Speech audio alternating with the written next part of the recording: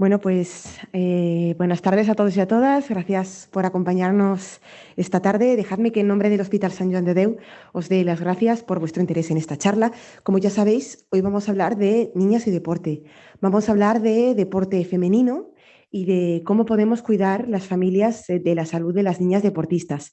Y también haremos mención al papel tan especial que tienen las familias a la hora de promover la vida activa de los niños y de las niñas, ¿no? De los hijos. Para ello, hoy contamos con la doctora Eva Ferrer. Ella es médico especialista en medicina de la educación física y del deporte. También es especialista en mujer y deporte y forma parte del equipo de la unidad de medicina del deporte que compartimos Hospital Clínic y Hospital Sant Joan de Déu. Antes de darle paso a la doctora Ferrer, sí que me gustaría explicaros a todos los que estéis conectados que este webinar forma parte del programa de promoción de la salud del Hospital Sant Joan de Déu, que es FAROS. Para los que no nos conozcáis, FAROS lleva más de una década en funcionamiento y se dirige principalmente a familias y a profesionales de la educación y de la salud que tienen interés, bueno, pues en saber algo más sobre la salud materno-infantil. En el portal de FAROS, en la web de FAROS, que es nuestro principal producto, podréis encontrar más de 1000 artículos y recomendaciones sobre la salud materno-infantil. Aquí podéis ver el enlace a la web, pero bueno, la dejaremos también enlazada más adelante. La otra gran línea de trabajo que tenemos dentro de FAROS pues son los informes. Los informes FAROS son publicaciones de carácter anual que intentan tratar algún tema de actualidad que sea relevante para la salud materno-infantil. Hace 2 meses, escasamente, en noviembre, publicábamos el último informe FAROS, que como veis es un tema de bastante actualidad. Trata principalmente de los efectos que tiene el medio ambiente y el entorno en general sobre la salud materno-infantil, tanto del feto, de la embarazada y también de los niños, y a qué nos enfrentamos en los años venideros con el cambio climático. Aquí podéis ver un código QR que si accedéis a él podréis descargar totalmente gratuito el informe tanto en castellano como en catalán. Y además podréis encontrar pues el resto, el listado completo de informes FAROS que tenemos de otros años. Más recientemente también, además de estas charlas que tenemos de 1 hora, ¿no?, para familias, sí que hemos empezado a explorar nuevos formatos y durante la pandemia pues, nos dimos cuenta de que las redes sociales del Hospital Sant Joan de Déu del que formamos parte podían ser un buen canal de comunicación y comenzamos a hacer estas charlas para familias en formato entrevista, en directo. Son más cortitas, duran unos 20 minutos y también cuentan pues, con un profesional del hospital, de alguna especialidad concreta y un entrevistador, que puede ser desde un padre, una madre o incluso un adolescente en algunas ocasiones. Si entráis en el perfil de Instagram que veis aquí del Hospital Sant Joan de Déu, podréis ver el listado completo y verlas, que son cortas también. Aquí tenemos el código QR también para que podáis acceder a ellas. Bueno, pues para seguir para estar actualizados de las charlas, de los webinars que vamos organizando, os animo a seguirnos en todas las redes sociales. No busquéis FAROS, buscad directamente el Hospital Sant Joan de Déu, que son los canales oficiales, y ahí encontraréis pues, las últimas entradas de la web de FAROS, la próxima agenda que tenemos de webinars y también estas entrevistas, ¿no?, en directo. Antes de darle paso finalmente a la doctora, adelantaros que el próximo webinar que tenemos en febrero, el 23, ¿vale?, en el mismo horario de 6 a 7, trata otro tema de bastante actualidad. En este caso nos centraremos en la alimentación, pero con una mención especial a que sea sostenible y sobre todo económica, cosa que nos toca a todos de cerca, ¿no? Bueno, pues sin perder más tiempo, le doy paso a la doctora Ferrer para que comience la charla. Sí que deciros que podéis ir dejando todas vuestras preguntas en el chat de Zoom, ¿vale? Según se os vayan ocurriendo, dejadlas, porque al final dedicaremos unos 10-15 minutos a responder todas las que podamos y la doctora Eva pues lo irá haciendo ordenadamente, ¿vale? Muchas gracias. Bueno, buenas tardes a todos y todas y gracias por atendernos en línea. Gracias, Paula, por la presentación y a FAROS y a todo su equipo por darnos esta oportunidad a la unidad y en concreto a mí, que tal como ha explicado Paula, pues formo parte del staff de lo que sería la unidad de medicina del deporte del Hospital Clínic Sant Joan de Déu. Esta charla, sobre todo, lo que quiere es divulgar, dar información y crearnos conciencia de la importancia que tiene, tanto para niños como para niñas, el ser activos, pero en este caso, concretamente en las niñas y sobre todo para su salud venidera, porque muchas veces hablamos del presente, pero es que en el caso de las niñas el presente es el futuro y por tanto pues nos interesa muchísimo que tengáis esa información. Para empezar, algo muy sencillo, muy claro, ¿qué es una vida saludable? Pues la bola grande se nutre de las bolas pequeñitas, ¿no? Evidentemente, pues el descanso, un sueño saludable y reparador, un bienestar emocional, una correcta alimentación, evitar aquellos hábitos tóxicos que pueden existir y la actividad física. Parece muy fácil, parece muy sencillo, pero que todos los 5 puntos vayan a una no es tan fácil, pero es que a veces ni siquiera somos capaces de hacer uno solo, ¿no? Entonces, en este caso nos vamos a centrar en intentar que sepamos cómo hacerlo a nivel de uno de ellos, que será la actividad física.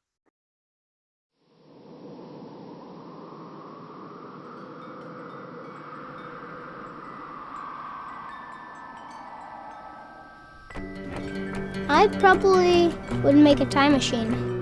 I would make medicine for the sick. I'd probably invent something new. 我会赢到5个总冠军戒指。 If I could have an extra 5 years to live. You said 5, right? 5 years. It's a long time. I would try to fix everything I did bad. I would bring my uncle back because I miss him very much. I would get more hamsters. I would probably want to go looking for dark matter. I think I'd go looking for aliens. If I could live an extra 5 years. I was thinking about making like a helicopter, like a wooden helicopter, but I don't have any wood. I want to go check out the moon sometime.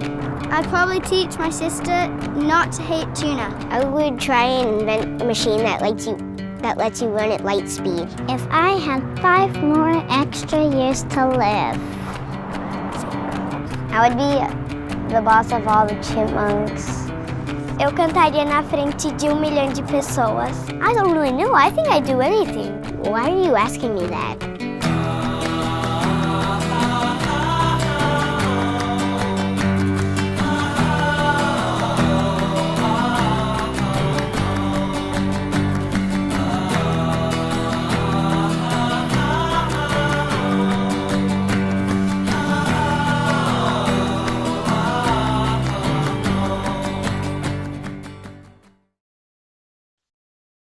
Bueno, el mensaje del vídeo básicamente lo que nos está diciendo es que las generaciones que ahora son aquellas generaciones que dentro de unos años van a tener nuestra edad o quizá un poquito más jóvenes, se mueven menos y eso quiere decir que tienen menos años, en este caso se calcularon que eran 5 años menos de esperanza de vida. ¿Cómo puede ser que una sociedad en el que moverse, en el que tenemos tantas posibilidades para hacer cosas, nuestras generaciones más pequeñas, más jóvenes, tengan 5 años menos de esperanza de vida, ¿no? Por tanto, creo que el mensaje es muy potente y debemos centrarnos en eso. ¿Y cómo lo tenemos que hacer? ¿De qué manera podemos hacerlo? Y nos vamos a ir focalizando de momento a nivel genérico y cada vez más de manera más individual en las niñas. Eso es lo que nos dice la OMS. La OMS nos dice que en la infancia y en la adolescencia, como mínimo, se deberían practicar 60 minutos de actividad física intensidad moderada o vigorosa al día. Y de ellos, 3 días a la semana, aquellas que refuercen músculos y huesos y evitar aquellas actividades sedentarias. 60 minutos al día, si lo piensas, tampoco parece que pueda ser tan complicado. Estamos muchas horas despiertos y los niños y las niñas hacen extraescolares. Bueno, pues tampoco puede ser tan difícil. Pero cuando vamos a mirar las cifras, esto es lo que aparece en prensa de este año. Lo que nos están diciendo es que muy pocos, o sea, 4 de cada 10 niños hacen el ejercicio diario que recomienda la OMS, la falta de ejercicio en adolescencia deteriora su calidad de vida, el 80% de adolescentes hacen menos ejercicio de lo recomendado. Por tanto, si al final estamos hablando de 3 días a la semana o 60 minutos al día, ¿qué es lo que está pasando? ¿Qué es lo que está sucediendo? Alguna cosa estamos haciendo mal como sociedad y además, si nos fijamos en la última fotografía que tenemos en la pantalla, dice que el 80% de niñas y el 97% de niñas de todo el mundo no realiza el suficiente ejercicio. Por tanto, estamos además incidiendo en un grupo poblacional potente, grande, que son las niñas, donde no les estamos ofreciendo la oportunidad como sociedad para que obtengan los beneficios de la actividad física.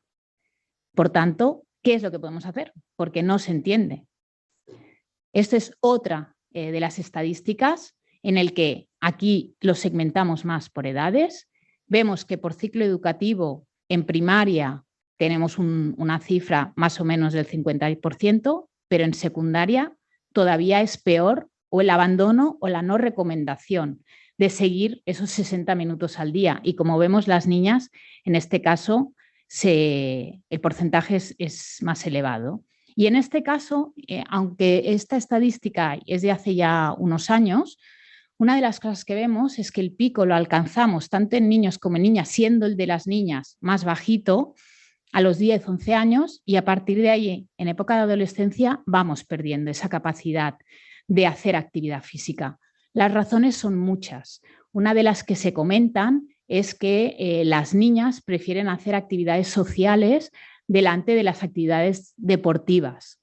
Puede ser una de ellas. Pero aquí hay que buscar esas razones para darle la vuelta a la tortilla y que esas cifras del 35, del 60% que había hace unos años se reviertan. Porque si no, lo que estamos haciendo es fomentar que nuestras mujeres futuras no hayan obtenido los beneficios a esa edad temprana, que ahora veremos por qué es tan importante que practiquen actividad física. Esa es otra de las estadísticas que aparecieron hace apenas 2 años y seguimos viendo unas cifras muy parecidas en cuanto no hacen ejercicio o lo hacen varias veces a la semana, ¿no? Además, otra de los factores importantes, y eso lo ha mencionado Paula en la presentación, es la importancia de que las familias sean activas. Y en este caso, en el estudio de la Fundación Española del Corazón, que apareció hace un par de años, dice que el 23% de los niños, en este caso eran niños y niñas, querían hacer actividad con sus padres o con la familia, ¿no? Y que el 17% decían no hacer nunca ejercicio en familia. ¿Qué es lo que nos está fallando? Al final es un tema social. Si nosotros no somos capaces de acompañar a las criaturas, el ejemplo que les estamos dando es que se queden sentados en el sofá o que simplemente se muevan menos de lo que deberían. Por tanto, vemos cifras bajas en cuanto a práctica junto con familia. Cifras bajas diciéndonos que, bajas en el sentido de que practican poco y que quisieran hacer más con sus familias. Y cifras extremadamente preocupantes cuando dividimos entre niños y niñas. Por tanto, la razón pueden ser multitud. Las razones pueden ser multitud, pero al final nosotros tenemos parte de esa culpa y la estrategia pasa también porque nosotros nos movamos y acompañemos a las criaturas. Llevo un rato hablando de beneficios y qué es lo que las niñas se pierden al dejar de hacer actividad física o ni siquiera empezar. En este cuadro está muy claro, ¿no? Evidentemente los beneficios son mucho mayor que los riesgos. Es verdad que los extremos siempre son polos negativos. Los extremos, ni practicar muchísimo ni no hacer nada es negativo, pero es que los beneficios siempre serán superiores. Por tanto, por poco que hagamos, vamos a intentarlo. Y además es que estamos hablando de crear hábitos, crear unos hábitos que para aquellas mujeres futuras ya tendrán incorporados en su manera de hacer. Y por tanto, el día que no hagan actividad física lo echarán de menos. ¿Cuáles son los beneficios? Pues aquí vemos toda la multitud que estábamos hablando, ¿no? A nivel cardiovascular, a nivel musculoesquelético, a nivel psicológico y de salud mental, el control del peso o el peso. En el caso de patología, al final de la charla incidiremos en el tema del peso y luego la autoestima. Por tanto, vemos que beneficios hay muchísimos. ¿Qué es lo que nos impide ofrecer a nuestras hijas llegar a esos beneficios? En formato tabla os he querido poner qué es lo que aumenta la práctica de actividad física, qué es lo que reduce y qué previene. Porque a veces solo hablamos o nos focalizamos en tema de cardiovascular, en tema de peso, pero es que tenemos que tener en cuenta que, por ejemplo, puede prevenir la depresión, caídas y fracturas, veremos que es a posteriori, pero insisto que las mujeres del presente están trabajando para su salud futura. Mejora el colesterol, mejora la musculatura, estimula el sistema nervioso central y reduce tensión arterial, flacidez, etcétera, etcétera. Por tanto, seguimos viendo que hay multitud de beneficios. Seguimos viendo que es bueno hacer actividad. Volviendo un poco a lo que serían las recomendaciones de la OMS, hablábamos de los 60 minutos y en ocasiones familias que tienen ese interés y me preguntan ¿y cómo lo hacemos, ¿no? ¿Y qué tipo de actividad física? Es importante que aquella actividad extraescolar o la salida con la familia pueda ser variada. Es decir, podemos hacer un tipo de actividad física repetitiva, pero normalmente esa actividad física incluye o tiene ejercicio tipo aeróbico, por ejemplo, correr, saltar, ir en bicicleta, nadar, todo eso es ejercicio tipo aeróbico, pero además debemos incluir la parte de fuerza-resistencia. Cuando nosotros estamos saltando, estamos ofreciendo ese trabajo de fuerza-resistencia. Por tanto, una niña que practica baloncesto ya estará haciendo este tipo de actividad física. Una niña que hace artes marciales también estará haciendo este tipo de actividad, pero no debemos olvidarnos que debería ser como mínimo 3 veces a la semana. ¿Y por qué? Pues esta es una de las razones que la OMS recomienda esta práctica de actividad física. Aquí vemos que el pico máximo de crecimiento en las niñas es hacia los 12 años, mientras que en los niños es hacia los 14. Es decir, de todos he sabido que el desarrollo masculino es más tardío que el femenino, ¿no? Nosotros habitualmente pues maduramos unos 2 años y medio antes. Y además hay que tener en cuenta que existe lo que es la menarquia, la primera menstruación, que suele ser entre los 11 y los 15 años.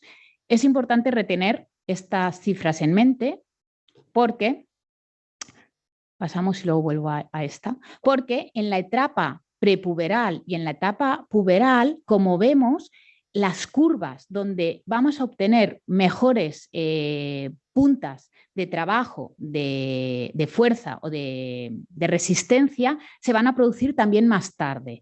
Y eso es debido al tema hormonal, al tema del desarrollo, tanto de niñas como de niñas. Es decir, nosotras, como que nos desarrollamos antes, deberemos trabajar en edades más tempranas todo este tipo de actividad física, de ejercicio, mientras que los niños lo pueden trabajar evidentemente a esas edades, pero su pico será más tardío. Por tanto, es importantísimo que a ellas ya les estemos dando estímulos, ojo, sin sobreentrenar y sin sobrecargar, que eso es importante, a las niñas. Volviendo al tema del tipo de entrenamiento, que ahora iremos al tipo de entreno de fuerza, si nos focalizamos en el tipo de entrenamiento aeróbico y anaeróbico, que a veces aquí nos hacemos un poquito de lío, el tipo de entrenamiento aeróbico, pues sobre todo mejora la salud cardiovascular, ayuda a controlar el peso, azúcar y colesterol. En este caso es importantísimo porque muchísimas veces el tipo de dieta que hacen niños y niñas, en este caso, no es la más equilibrada del mundo y, por tanto, la práctica de actividad física y de deporte puede ayudar a controlar estos niveles. Interviene en el metabolismo óseo y mejora a nivel cognitivo, el desarrollo cognitivo y es uno de los factores que ayuda en el estudio y algunos de los ejemplos pues, podrían ser esos. Y luego llegamos al entrenamiento de fuerza. El entrenamiento de fuerza es un tipo de entrenamiento que en general da miedo. En general, si no sabes exactamente cómo lo tienes que trabajar, los padres se tiran hacia atrás. Pero es que un niño está haciendo un entrenamiento de fuerza cuando se cuelga de un tobogán o de algún elemento que hay en un parque. El hecho de que que levante su peso, esa niña ya está trabajando la fuerza. Por tanto, a veces nos da miedo que hagan fuerza, que hagan trabajo de fuerza explícito, pero es que ya lo están haciendo cuando ellos juegan o ellas juegan. Por tanto, a la hora de hacer un trabajo de fuerza de manera muy concreta, debe estar adaptado, sobre todo por el tema del cartílago del crecimiento. Así que si lo hacemos bien, no debería afectar. Otra cosa es los niños que hacen deporte de élite y las niñas que hacen deporte de élite, que eso es otro cantar en ese sentido. Este entrenamiento de fuerza, en el caso de las niñas, es muy importante por el punto que vamos a comentar ahora. Aumenta la densidad mineral ósea. Llegará una etapa en nuestras vidas, alrededor de los 50 años, que nuestros huesos no tendrán esa densidad porque estaremos en la época de la menopausia. Si nosotras de jovencitas somos capaces Muchas veces se lo explico a las familias diciendo, nuestro hueso es como una hucha. Si nosotros vamos poniendo dinero, en este caso ese ejercicio que estimule la práctica de actividad física para rellenar ese hueso y hacerlo más fuerte, tendremos una hucha con más dinero cuando lleguemos a la menopausia y tendremos esos ahorros, ¿no? Pues debemos empezar a ahorrar de pequeñitas. Y la época es parecida o es similar a esa curva que hemos visto ahora y que volveremos a repasar. Y además, evidentemente, pues ayuda a evitar lesiones y mejora la motricidad y el rendimiento. El trabajo de fuerza. Fijaros que empieza a caer a partir de los 20 años. Es decir, entre los 10 y los 20 años, en mujeres, siempre es más bajo que en hombres, ¿eh? Pero en mujeres, como que partimos de más abajo, todavía cae más. Y nuestra capacidad de fuerza, en números absolutos, no en relativos, será siempre más bajita. Por tanto, vamos a trabajar la fuerza para partir de un punto más alto. Cuanto más bajo partamos, más vamos a caer. Por tanto, ese punto de partida, que aquí está alrededor de los 30, deberemos marcarlo como un punto bueno de inicio. Y aquí es la otra gráfica que quería relacionar con el trabajo de fuerza. Esto es, a lo largo de los años, entre los 9 y los 18 años, cómo ganan masa ósea, los niños y las niñas. Como veis, las mujeres que estamos en color lila, empezamos la ganancia antes, alrededor de los 10-11 años, que además coincide en muchas ocasiones con la primera regla, con la menarquia. En cambio, ellas tienen el pico más tarde, pero fijaros que a partir de los 15 años empieza a descender esa capacidad de ganar hueso. Por tanto, ¿qué estamos haciendo con las niñas cuando dejan de hacer ejercicio, dejan o abandonan la práctica de actividad física a estas edades? Les estamos condicionando su salud futura. Por eso estoy repitiendo tanto que las niñas están trabajando por su salud presente, pero también por su salud futura.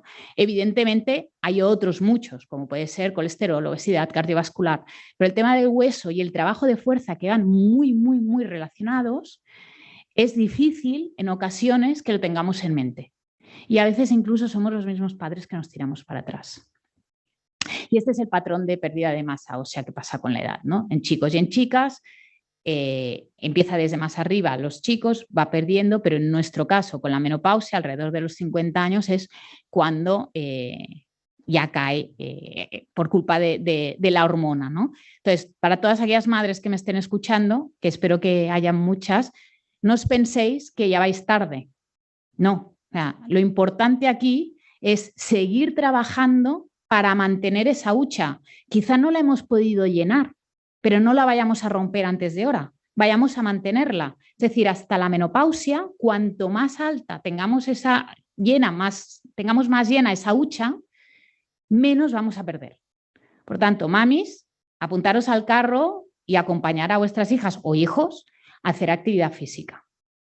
Esa sería un poco la comparativa que estábamos hablando de fuerza y pérdida de patrón óseo, que como veis, a partir de los 20-30 años el tema va en declive, así que a ponerse las pilas desde pequeñitas.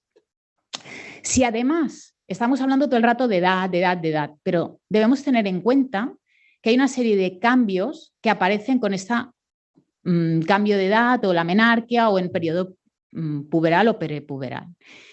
Hay una gran diferencia entre niños y niñas y esta es una edad que puede ser, y así sale en la literatura, en las publicaciones, que las niñas dejan de practicar actividad física por su cambio corporal. ¿Por qué? Pues porque aparecen las mamas y porque hay un cambio en los genitales y se inicia la menstruación, ¿no? Entonces, esos cambios o en la familia se vive como algo normal que tiene que ocurrir y que nos ha ocurrido a todas las madres y a las abuelas y a las hermanas y a las tías, o si empezamos a esconderlo, intentamos cubrir esos cambios como si fuera un tabú, lo único que vamos a hacer es que las niñas no vivan eso con normalidad. Y si esa normalidad no la permitimos, no vamos a permitir que ellas sigan desarrollándose en la práctica de actividad física porque su cuerpo es el que es. Y por tanto deberán trabajar con ese cuerpo para cualquier tipo de deporte que hagan. Evidentemente, depende de lo que practiquen, habrá que adaptarse pero difícilmente habrá que abandonar un tipo de deporte. Y aprovechando que estamos hablando del cambio puberal y de la aparición del ciclo menstrual, quería hacer una pasada rápida en el tema de la regla, tema de la menstruación. Es un tema complejo para muchas familias por temas culturales y para muchas familias porque no lo han sabido vivir bien muchas madres o porque tienen patologías que les impiden vivir fácil una menstruación o porque no han tenido esa formación y por tanto es muy difícil que ellas puedan transmitirlo a sus hijas. Sí que es cierto que gracias a Dios la educación en las escuelas cada vez se está mejorando más esa información, pero no siempre es así. Por tanto, en casa es un pozo para poder ofrecer esa información. A grandes rasgos, una menstruación regular puede estar entre 21 y 35 días. Pasamos por el ciclo menstrual, entre 21 y 35 días. La menstruación es la primera parte del ciclo menstrual, que es cuando hay el sangrado, y el resto de fases del ciclo menstrual son diferentes en función de los picos hormonales. Y ahí está cuando nosotras podemos tener cambios en humor, en sensaciones, en molestias, debido a esos cambios. Y por tanto, la práctica de actividad física muchas veces puede estar relacionada con esos cambios en el ciclo menstrual o propiamente cuando estamos con el sangrado. Para que conozcáis un poco lo que es la propia jerga de la menstruación, como el léxico que utilizamos, la eumenorrea es cuando estamos en un ciclo menstrual de 21 y 35 días, amenorrea es cuando hay una ausencia de ciclo menstrual, normalmente 3 meses, y luego la oligomenorrea es aquellos ciclos que duran más de 35 días, que sería la normalidad. Importante en cuanto a amenorrea. Hay niñas que practican deporte de manera intensiva, que pueden estar en deportes de élite y que o no tienen la regla, nunca la han tenido, es decir, sería una amenorrea primaria y por tanto se retrasa la edad de la menarquia, o cuando están sin regla durante 3 meses. Eso, familias, importante tenerlo en cuenta. ¿Por qué? Porque puede haber un trastorno ahí detrás que no es difícil de gestionar si se coge a tiempo, pero es importante de diagnosticar. Y la actividad física, en según qué momentos, puede estar como factor, ser parte de la aparición de esa amenorrea. Por tanto, tenerla presente y hablaremos de ello a posteriori. Y seguimos relacionado con el tema de la menstruación, porque al final la menstruación es una cosa solo de las chicas, de las mujeres, y por tanto aquellas familias que tienen niñas sabrán que cuando su hija o una familiar o una amiga tiene la regla, en muchísimas ocasiones se tiran hacia atrás. Se tiran hacia atrás, ¿por qué? Y aquí tenemos un estudio que se hizo hace nada. Lo dejan por vergüenza y por el miedo de las pérdidas durante la menstruación. De hecho, os diré más. En esta Eurocopa pasada femenina de fútbol, una casa comercial que viste a una selección mundial que va de blanco, puso encima de la mesa el cambiar el pantalón de las chicas de blanco a un color más oscuro, para que no hubiera problemas si tenían pérdidas de sangre durante un partido de fútbol, por el miedo al sangrado, por el miedo a las cámaras. Eso ya es otro debate a tener más adelante o en otra ocasión, pero quiero decir, es algo que está en la palestra, es algo que está en boca de muchísima gente, incluso de profesionales. Por tanto, desde pequeñitas nosotros tenemos que ayudarlas a superar ese tabú. Hay actividades, ejercicios, deportes, como puede ser la danza, la gimnasia rítmica, la gimnasia artística, que pueden llevar maillots blancos y llevan maillot blanco. ¿Y qué problema hay? Pues bueno, hay que buscar una solución a ese sentido, pero debemos dar las herramientas para que no dejen esa práctica, solo porque tengan miedo a mancharse. Además, existe otra investigación que llevó a cabo Women in Sport en UK, ¿no?, que hablaba que el sudor y el vello corporal también les afectaban y les creaba ansiedad y pensaban que las criticaban por esta razón. Por tanto, vemos que hay un tema de sensación de inseguridad con los cambios fisiológicos y eso solo lo podemos solucionar desde casa, de acompañarlas y hacerles entender y tener esa formación de cómo podemos ayudarlas a superar esos miedos y esa falta de seguridad que pueden tener en un momento determinado. Por tanto, debemos escuchar y debemos adaptarnos a las circunstancias que tiene esa niña en ese momento. Debemos pensar que si son fisiológicamente normales sus ciclos, cada mes van a sangrar. Cada mes no es cuestión de ir dejando de hacer actividad física porque voy a sangrar. Evidentemente, otra cosa es si hay una patología que hay que diagnosticarla y hay que tratarla. Pero no por sangrar debo dejar de hacer actividad física. Hay que buscar opciones. Por tanto, no debe ser un tabú el hablar de ellos. Debemos hacer ejercicio, incluso compartirlo. Si nosotras como madres estamos con la regla, podemos acompañarlas a ellas también y que vean que no pasa nada. Al final, no dejamos de ser como ellas, un poquito más mayores, algunas más o menos, pero nos pasa lo mismo. Si ellas ven a su madre que hace actividad física, incluso que se mete en la piscina, porque ese es uno de los deportes o los ejercicios más tabú, ¿no? ¿Por qué no? ¿Por qué ellas no? Y se sentirán acompañadas y apoyadas. Además, evidentemente, hay factores fisiológicos donde el deporte crea unas endorfinas que puede ayudarlos a aliviar aquellos dolores menstruales y ayudarlas a preparar. Que no se escondan, que debemos explicarles que el tipo de ropa que hay productos de higiene femenina que pueden utilizarlos en los momentos que ellas necesiten y de la mejor manera posible. Debemos intentar abrirnos hacia ellas, madres o padres. O sea que la madre pasará por el mismo momento, pero en muchas ocasiones ya hay familias que solo tienen la figura del padre. El padre debe acompañar de la misma manera que la madre. No hay que olvidar que el padre es parte de esa familia y el padre puede hablar con su hija de la regla, de los dolores que tiene y del tipo de producto de higiene que necesita la niña. Por tanto, no lo dejemos todo en el padre, en la madre, sino que es cosa de dos, si están los dos, y si solo hay un padre, pues del padre. Por tanto, otro de los temas que estábamos hablando, ¿qué productos de higiene? Existen muchas opciones y allí debemos ser nosotros también el que les acompañemos y en el que ellas se sientan cómodas. En ocasiones nosotros también igual pinchamos, les decimos, pues utiliza esto, utiliza lo otro. Ellas deben sentirse con total libertad dentro y ayudarlas dentro de lo que podamos hacer nosotras y nosotros, pero que conozcan las opciones.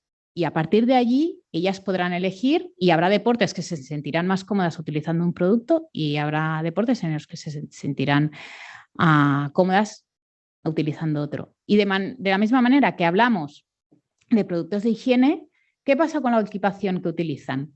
Por ejemplo, si montan a caballo, pues utilizarán pantalones. Si juegan a fútbol, utilizan botas. Si tienen el deporte es de motor, utilizarán casco. Si hacen artes marciales, un kimono. Si hacen gimnasia o bailan, un maillot. Y si juegan a básquet, la equipación. Pero aquí nos olvidamos de algo. Estamos hablando todo de la parte exterior. Pero resulta que aparte del producto de higiene femenina, cuando tenemos la regla, hay otra parte del cuerpo que hemos mencionado al principio de todo y que todavía no hemos vuelto a tocar, que es el pecho. Y por tanto, el top deportivo es una obligación conocer cuál es el adecuado. Niñas que tienen mayor tamaño de pecho, porque tienen un desarrollo más temprano. Niñas que tienen poquito pecho y que no se van a desarrollar o lo harán más tardíamente. Da lo mismo. El pecho es una parte anatómica importante a tener en cuenta. ¿Qué debemos tener en consideración cuando vamos a buscar un top deportivo para nuestras hijas? Debe sujetar de manera adecuada, pero sin comprimir. Debe ser de la talla adecuada, es decir, no puede ser ni muy grande ni muy pequeño. Debe ser adaptado al deporte. No es lo mismo un deporte en el que haya contacto, como puede ser baloncesto, fútbol, artes marciales, cualquier tipo de deporte, o hacer yoga o pilates. No quiere decir que no debas llevar un top, pero la resistencia que se va a encontrar el pecho a la hora de correr o saltar no es el mismo que en yoga o que pilates. Por tanto, por favor, tengamos en cuenta que igual que compramos un casco o compramos un maillot o compramos unas botas, el top no es algo más. El top es básico y fundamental para cuidar de esos pechos que a la larga puede ser que sufran alguna lesión, por ejemplo, en mujeres más adultas, lo que son los ligamentos de Cooper, que son los que nos ayudan a sujetarlas. Si ya tenemos esa capacidad de entender que vamos a necesitar un top adecuado, probablemente ya nos acostumbraremos a utilizar un top que corresponda o que se adapte a las necesidades que tengamos. Pero es que además, hace nada también se publicó en esta revista, el Journal of Adolescent Health, donde había una razón que en muchos casos mencionaban las niñas para dejar el deporte. Y es que les creaba molestias e incomodidad para hacer ese deporte. Puede ser que el tamaño del pecho impida hacer un tipo de deporte determinado, correcto. Pero si yo llevo un top adecuado, lo voy a tener más sujeto, más recogido y me va a molestar menos. Por tanto, abandonar un deporte porque el pecho me molesta, a no ser que realmente sea imposible ofrecer una solución, no es válido. Es como, no encuentro la bota que me sirve para jugar a fútbol. Hay miles de botas, seguro que la hay. Incluso hay quienes llevan botas más pequeñas de su tamaño porque quieren jugar a fútbol. Pues con el pecho tenemos que hacer lo mismo, pero en este caso acertar en lo que necesita esa chica, ¿no? Por tanto, usar la talla y la sujeción adecuada del material, eso es importante. Pensamos que la niña va a sudar y por tanto tiene que ser aquel material que le permita que sea transpirable y que no sea molesto para la niña, y que además lo que la mayoría de estudios nos dicen es que el 70% del movimiento del pecho se reduce con un top adecuado. Por tanto, es difícil que lleguemos a abandonar porque no hemos acertado. Dejamos lo que es la parte más anatómica y si os recordáis al principio de todo, estábamos hablando del peso, de la obesidad y he dicho, ojo que es un tema delicado a tratar.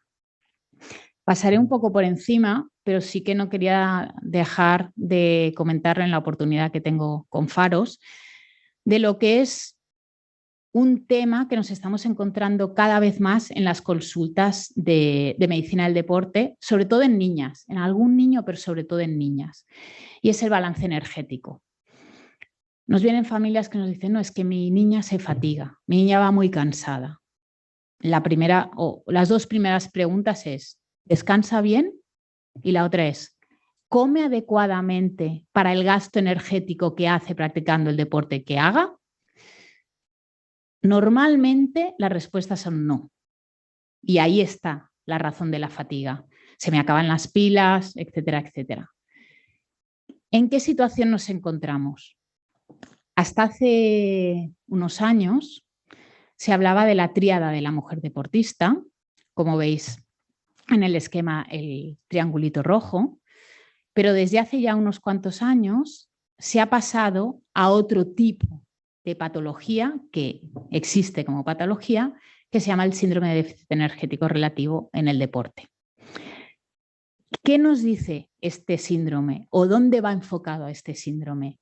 Va enfocado a, como decíamos al principio, la no ingesta suficiente para la práctica de actividad física que realizo y por tanto puedo tener cualquiera de estas patologías o síntomas que van asociadas a esa falta de déficit, a ese déficit energético.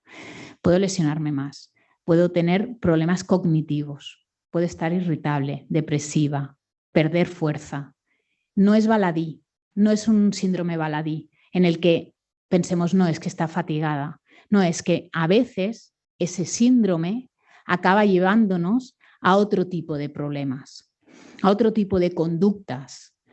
No, la tríada anteriormente iba muy asociada a trastornos de hábitos alimentarios. Ahora se ha dejado de lado esa relación directa, pero sí que existe indirectamente. Por tanto, como familias debemos de ser conscientes de que aquellas niñas y niños, pero en este caso niñas porque es un porcentaje mayor, que practican actividad física y somos nosotras y nosotros habitualmente que servimos los platos a la mesa, debemos tener en cuenta que hacer actividad física es un desgaste energético y debemos cubrir sus necesidades. Y por tanto somos los responsables de ayudarles a cubrir esas necesidades y ofrecerles la cantidad de energía en alimentación y nutrición saludable que puedan necesitar. Por tanto, fatiga y no una alimentación muy equilibrada, semáforo ámbar y consultar. ¿Por qué? Porque pueden existir, y de hecho existen, repercusiones físicas donde hay mayor riesgo de fractura porque uno de los focos principales es una pérdida de masa ósea. Hay depresión, como decíamos, y ansiedad. Hay fatiga y infecciones repetitivas porque también no hay esa suficiente energía para que el sistema inmunitario, tenga esa suficiencia para combatir pues, un catarro o una gripe y además, evidentemente, afecta al rendimiento. A veces simplemente vemos que se fatiga y la tienen que cambiar más a menudo en un partido de fútbol o en un partido de waterpolo. Pide más cambios. Bueno, es que igual el problema es que no tiene energía suficiente. Por tanto, y como resumen, ¿qué podemos hacer como familias? Y sobre todo enfocado a las niñas por todo lo que hemos estado hablando hasta ahora. Debemos escuchar, debemos conocer y debemos interesarnos por conocer y compartir y ser familias espejo. ¿Por qué? Porque veíamos que un 17% de los niños encuestados en el estudio del corazón, en la Fundación del Corazón, decían que no hacían actividad física con sus familias. ¿Por qué? Porque al final, si escuchamos, sabremos qué es lo que le gusta a esa niña, porque será ella la que se suba a una barra simétrica, será ella la que se ponga en los esquís o será ella la que haga escalada, no serás tú. Por tanto, escúchala. Hay que informarse, hay que conocer los gustos y las inquietudes. Y también es verdad que hay que ajustarse a las realidades de la familia. Es decir, si quiere practicar boxeo y un ring de boxeo está a 40 kilómetros de casa, pues quizá es un poco difícil poder hacerlo. Pero vamos a buscar opciones donde ella se sienta cómoda y no abandone. El abandono es una lacra muy importante en nuestra sociedad y debemos luchar para eso. Y la familia al final es quien va a evitar en gran medida que abandone. Es una época, sobre todo la preadolescencia y la adolescencia, en donde hay cambios físicos, sexuales, sociales muy importantes. Y por tanto, ese acompañamiento vuelve a salir aquí, ¿no? Debemos ayudarles a gestionar su agenda para evitar el abandono. Hay muchas niñas que tienen esa exigencia de querer ser las mejores en los estudios y las mejores en el deporte. Y esa agenda es muy complicada, esa autoexigencia es muy complicada. Nosotros como familias debemos estar detrás e ir a buscar qué puede ser lo mejor para ellas, en este caso para su salud presente y futura. Como familias espejos debemos estimular, acompañar, disfrutar, prevenir y establecer hábitos. Insisto, cuanto más pequeñitas empiecen a hacer actividad física, lo van a echar de menos cuando sean más mayores. Como consejos, pues en el hospital aquí tenemos, ¿no?, esos mensajes en las escaleras de que es mejor hacer actividad física y subir por las escaleras que coger el ascensor, ¿no? Pues nosotros en el metro debemos hacer lo mismo. Si vamos con el carrito y el bebé, pues quizá es un poco difícil, pero ¿por qué vamos a ir a coger el ascensor si tenemos las escaleras, ¿no? Pues eso es lo que tenemos que hacer, que ellas y ellos lo vean. Cuando se vaya a comprar, hablábamos del top, hablábamos de productos de higiene femenina, que ellas vengan con nosotros y que empiecen, porque el día de mañana van a tener que hacerlo ellas solas. Si les acompañamos y ellas nos acompañan, será mucho más fácil. Y no nos olvidemos que cuanto más pequeñas son, el juego es básico y es importante, porque empiezan haciendo actividad física jugando. Si ese juego no les atrae, será otra razón para abandonar. Y para más información os invito a que entréis en Faros, tal como decía Paula, y os descarguéis el informe Faros, que ahora ya tiene unos añitos, pero la información es válida igual, donde encontraréis información práctica, sobre todo, de la relación de la salud y el deporte femenino. Y para acabar, dejaros la web de nuestra unidad de medicina del deporte, donde de manera transversal tratamos todas aquellas inquietudes que pueda tener una familia relacionada con el deporte y la salud. Gracias por vuestra atención y muchas gracias. Bueno, pues muchas gracias, Eva. Yo creo que ha sido una charla muy interesante, así nos lo han hecho llegar a través de algunos comentarios y sin perder más tiempo, porque tenemos unos 10 minutos aproximadamente, a los que aún estáis pensando la pregunta, os animo a dejarla en el chat y te voy diciendo las preguntas que tenemos, ¿sí? La primera de todas, que nos hacían al poco de empezar tu presentación, era si los datos que estabas dando, me imagino que de los estudios y de las noticias, eran actuales y eran de niños de España. Mira, ¿puedo ponerlo otra vez? Sí, puedo ir a... Vale, me voy a ir hacia atrás y así lo vemos. Vale, estas son muy recientes. En general son mundiales, la segunda habla de Europa, que ya focaliza en Europa.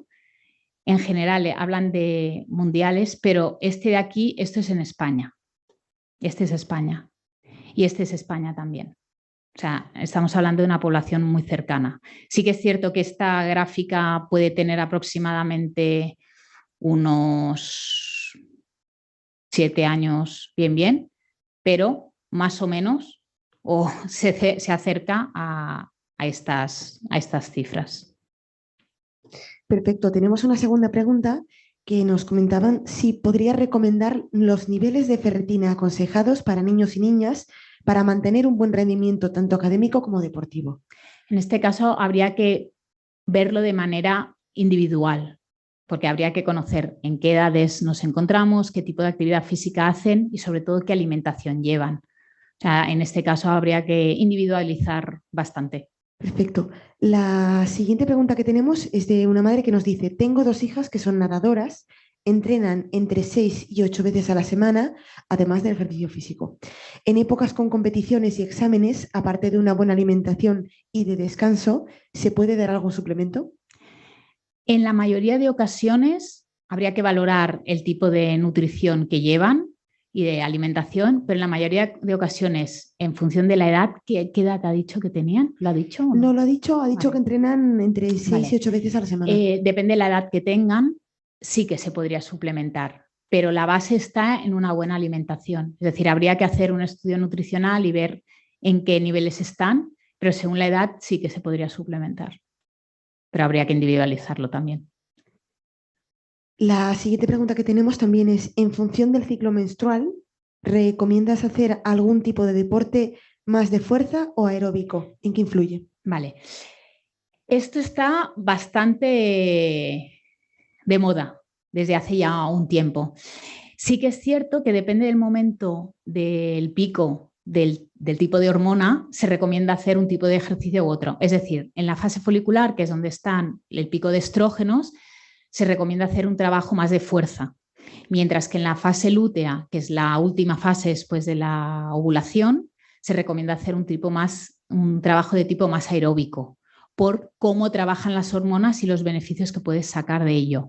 Pero hay trampa. ¿Y cuál es la trampa?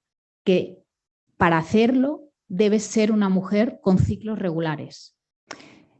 Si tú no tienes ciclos regulares, tus fases fluctúan y por tanto sobre el papel podrías trabajar así, pero no siempre es justo y acertado. Sí que es cierto que sabemos el momento que tenemos la regla y sabemos el día que acaba. Por tanto, esa fase empiezan a subir los estrógenos y ahí sí que ya sabemos que estamos en esa primera fase, ¿no? Pero también es cierto que depende de cuándo vas a ovular, pues los estrógenos pueden variar el pico, pero sí, más o menos. Perfecto. Tenemos una nueva pregunta muy interesante que dice: ¿qué debo hacer si estoy en secundaria y por tantos exámenes que tengo durante las semanas de exámenes, me imagino, no puedo hacer todas las horas de deporte que me gustaría? Haz lo que puedas, haz lo que puedas. Es decir, es lo que estábamos hablando, ¿no? Yo te lo puedo decir por experiencia muy cercana, que lo vivo en casa. Más vale hacer algo que no hacer nada, por 2 razones. Si eres una chica que estás acostumbrada a hacer actividad física, vas a tener mono si no lo haces. Y vas a sentirte peor físicamente y mentalmente si no lo haces, porque normalmente quien lo hace, ese break, esa facilidad para salir de mi momento de estudio, me va a ayudar la actividad física y por tanto me va a dar un momento de desconexión y ya no solo es un beneficio físico, sino también mental. Por tanto, si hacías 6, 7 y solo puedes hacer 3 o 2, mejor haz eso que nada. Y si no puedes hacer esa actividad, sal a andar, pero muévete. Siguiendo esta línea, que también es muy interesante, en el caso de niñas o de chicas que quizás no son tan activas, nos preguntan, ¿qué consejos podrías dar para animar a nuestra hija a apuntarse a alguna actividad deportiva extraescolar? ¿Y qué hacer también en el caso contrario cuando el deporte se convierte en una obsesión? Vale.